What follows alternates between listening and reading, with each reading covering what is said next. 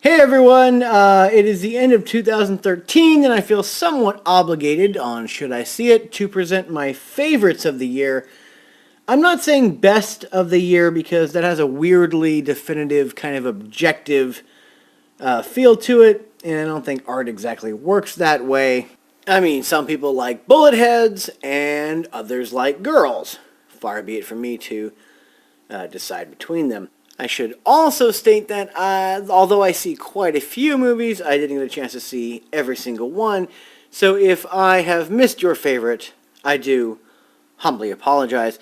Without further ado, here are my favorite films of 2013. Number 10, Fruitvale Station, based on a true story of the last day in the life of Oscar Grant III before he was tragically shot by police on New Year's Eve. Fruitvale Station is the confident directorial debut of Ryan Coogler. It suffers occasionally from over-dramatization and mutes its impact by shortchanging the cop involved. Still, it may be the most emotionally effective film of 2013.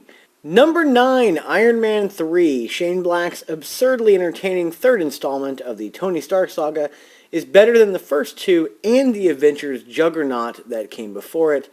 Barring a few moments when the narrative creaks a little under the weight of its genre, as if it caught itself being too smart for its own good, no movie was more fun than this. Number 8, Blue Jasmine. More complete than Midnight in Paris, but not as entertaining. Woody Allen's tale of an upper-class woman in her 40s dealing with a mental breakdown after her husband's arrest for a Wall Street chicanery feels strangely authentic even when the screenplay cuts narrative corners. Few performances were more wonderfully brazen this year than Cate Blanchett's. Number 7, The Way, Way Back, desperately wanting to be set in the 80s, Nat Faxon and Jim Rash's The Way, Way Back is a delightful entry in the coming-of-age summer movie pantheon. Sam Rockwell channels Bill Murray to perfection, creating my second favorite on-screen personality of the year. However, unlike other nostalgia pieces that never elevate themselves above the kitsch, this one stands on its own. Number 6, Captain Phillips, Paul Greengrass's painstaking recreation of a Somali pirate attack on a commercial vessel, avoids the black and white us versus them pandering and paints a fascinating gray portrait, to destroy the metaphor of course, of two men separated by the lottery of birth. The last 5 minutes may be the best performance of Tom Hanks' career, and Barkhad Abdi should win Best Supporting Actor.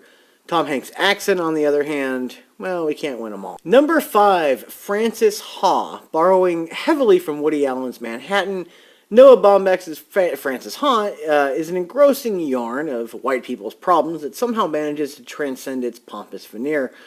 Greta Gerwig owns every frame, shuffling us from one New York apartment to the next, hopelessly trying to find herself in a world where everyone else seems to have figured it out. The ending may be a little on the nose, but the journey is worth it.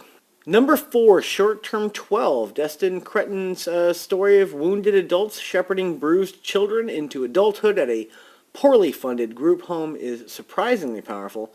Much of that has to do with Brie Larson's inspired performance.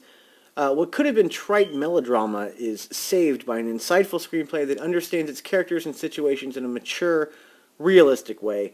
My favorite super independent of the year. Number 3, Inside Llewyn Davis.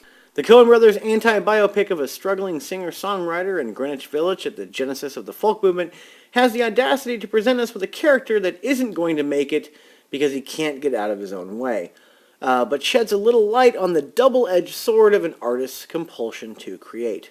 Oh, and the music, compiled by T-Bone Burnett and performed by the cast, is quite sublime. Number 2, Before Midnight. It's weird to think of this film as the third in a trilogy since it functions perfectly by itself. Richard Linklater's Before Midnight, written by himself and actors Julie Delpy and Ethan Hawke, is the smartest, most honest look at marriage and relationships you may ever see. Delpy in particular is amazing. Labors of love like this are the reason Ethan Hawke makes eye rollers like The Purge. Before Midnight is the best installment in what has already become a classic series. And the number 1 favorite film of 2013, Nebraska. The last 3 on this list are fairly interchangeable. I chose this one as my favorite for personal reasons. It's also the second black and white production on my list, which is kind of weird. Alexander Payne's Nebraska is a moving, melancholy, and yet hilarious dissection of what it means to love someone on their own terms. For a director with Election and Sideways on his resume, it's impressive to say that this may be his best film. If it gets a wide release, please make time to see it. You won't be disappointed.